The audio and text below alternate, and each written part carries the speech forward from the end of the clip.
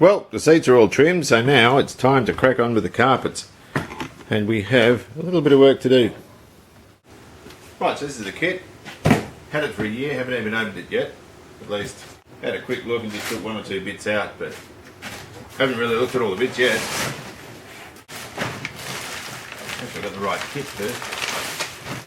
This was a little bit more expensive because it's a 3 synchro gearbox and the transmission tunnel is different on them. They have a smaller tunnel and it's got this lovely trimming around it, and also it's got these stay fast sort of fasteners here so you can lift it up to check your gearbox level. All the mats are there.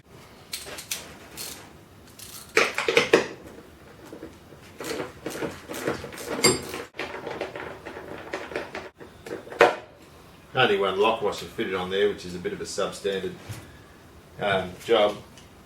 I remember these were loose when I got the car and I tightened them. You might also have to disconnect the battery because I've got an isolator switch here. Can't take these metal seat belts out because they're bolted from underneath, so I have to jack the car up and put it on stand. It's just a matter of taking these tribs off because they're all sort of, all the carpets are sort of tucked in underneath them. Now, I'm not going to put underlay. I'm going to put underlay under the front mats, but I'm not going to put it under the rest of the carpets for a couple of reasons. Firstly, if you want a quiet car, why did you buy an MGB Roadster? Part of the appeal of them is being so sort of close to your motoring experience and enjoying the noise and the smells and so forth. It feels nice underfoot though.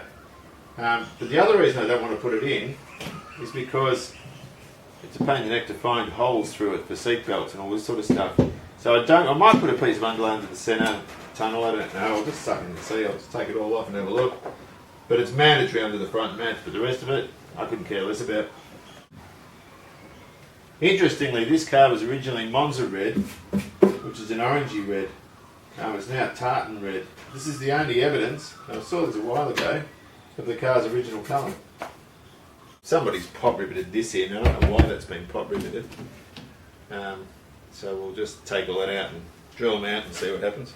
Because of the complicated shapes in here, if you use this cheap stretchy carpet, people cover subwoofers in this stuff, it's pretty useless. But the good thing about it is if you screw up where you've measured, you can always just put another piece in, and I've had this car for 8 years and I've never even noticed that.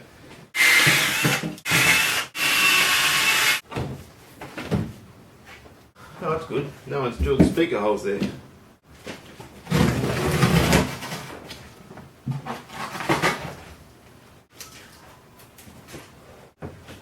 Floors are good in this car. It's had 3 new floors in, the 2 driver side ones, and this front one here. This one's the original floor, but it's not a bad nick under the carpet. Originally had 2 6-volt batteries, and I've altered it and just put the 112 in. It's much cheaper to replace these batteries. You find them in all sorts of little Japanese cars. And also put an isolator switch on. These are great. Now this is the 5th year that battery's been in. The other ones were new when I bought the car and lasted about 3 years. This one's been really good. I don't want to tempt fate and say that it's still going to kick on because it might go flat now. But you can see, they did this for weight distribution, but you can see that this is a tiny little package. It works really, really well. The isolator switch protects the battery from draining if you're not going to drive it for a while, and I drive this car probably every 3 weeks, 2 or 3 weeks, so it works well. Can't think of a better time to check the gear oil level. Beautiful, look at that, high. Well, believe it or not, this is clean. There's remnants of old contact adhesive where prior carpets have been stuck down, but I'm now ready. I'll just wipe out that floor well there where there's been some dust and dirt and put some grommets in. What kills me though, or what disappoints me, is when people mount roll cages. They've drilled through this lovely old plate, and there's also drillings over this side as well, but this one they've made a real hash of. Now roll bars are really important in these cars, particularly for competition, but what gets me though is it says here Pressed Steel Company, Cowley in Oxford. I thought this was an Australian car. Could well be, because it has its BMC Australia tag there. So I'm not sure what the implications of that are, but I'll have to look into that. Now the carpets come with a set of laying instructions, which I thought was a picking slip, but it's the order in which things are laid first. So for example, the first pieces would be the sills that you lay, followed by the two end pieces at the end of the front wells, and so on and so forth until you finish with the piece on the back. The tunnel piece has it's rather stiff, and I might put that out in the sun, face down on a sheet or something, just to warm up the back of it, to make it a little bit easier to fit. Now they've got a little mark where you're supposed to cut. I'm using a combination of spray and brush contact adhesive, and these are quite rigid, these pieces of carpet. You can use the back of a screwdriver though to push it into place. Now contact adhesive is used only once. Might put a bit of extra there, but once it's down, it's stuck. You only get one crack at it, because if you pull it up and try and shift it around, it'll just break the glue, and you have to sort of lay it all again. But that's looking really good. Now I've taken the dip switch off. It sort of fits up here like that.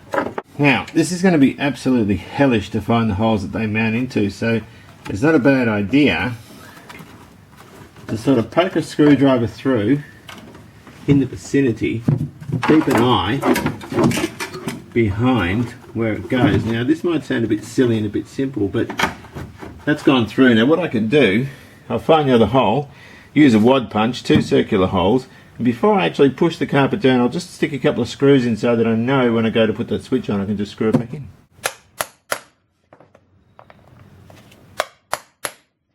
Now the good thing about using a wad punch to do these, rather than just poking a hole with a screwdriver and forcing the bolt in, is of course it keeps the threads in better nick. It's cleaner, it's more professional, it works a lot better. One disadvantage with buying something and then not sort of unpacking it for a full year is in case something's missing. Now in this case it was this piece of carpet here, so I've had to sort of get a bit of the old horrible stuff and put it in there, which isn't such a problem because it's an inconspicuous place. The problem is your foot tends to rest here, and when you use the high beam switch it frays this cheap stuff. It looks a little bit average, so a bit of a disappointment, but look, not a lot you can do.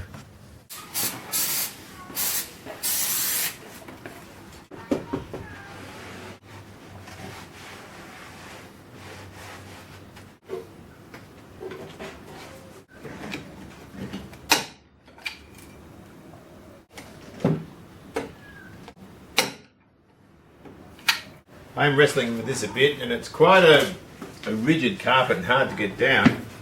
They left an oval here for the gear shift. I haven't cut it out, I've just put a crisscross in it on the off chance that it's in the wrong position. I can always cut them in that later.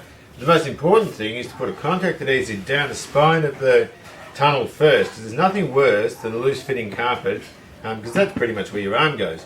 So we need to make sure that it's all glued really tight around that hump and along the spine of it, then pull the sides down and secure it at the bottom as well. And that way it should have a nice fitting, a nice fit. But it's very rigid, very hard backed carpet. Well, carpets are in. We'll give it a bit of a vacuum and stick some seats in. Well, here it is all finished and waiting for a test drive. I've just letting it warm up, get it all ready. And the interior looks absolutely lovely. Fit and finish of these carpets is very good. Could do it with a bit of a detail. All fits very, very well. What's going to drive it? This is Susie. Hi, Suze.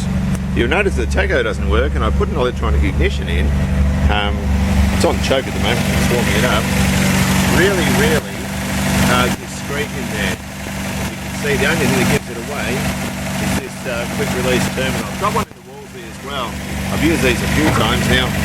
On this car, it made such a difference. There's no more spluttering, and it pulls off from cold quite easily. And the other thing is, it revs a lot quicker than it did too, so I'm very, very happy with that.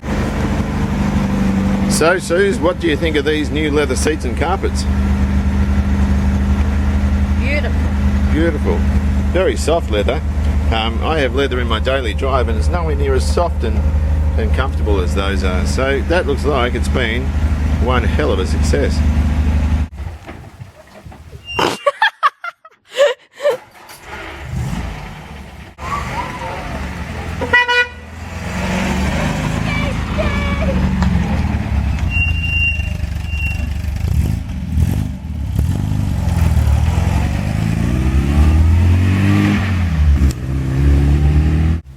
Here they come.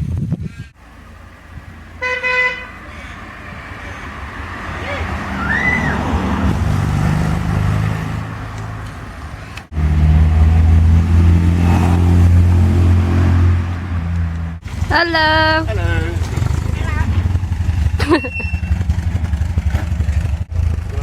Hi. Rosie is at the camera.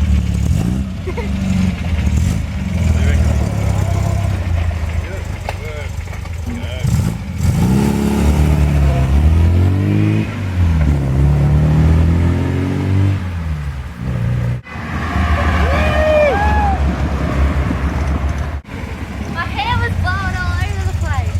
It was blowing all over. Was it worth doing? Yeah. I think it was worth doing. It's unlike you, Alana, that you haven't got something smart to say. Bye. See you later.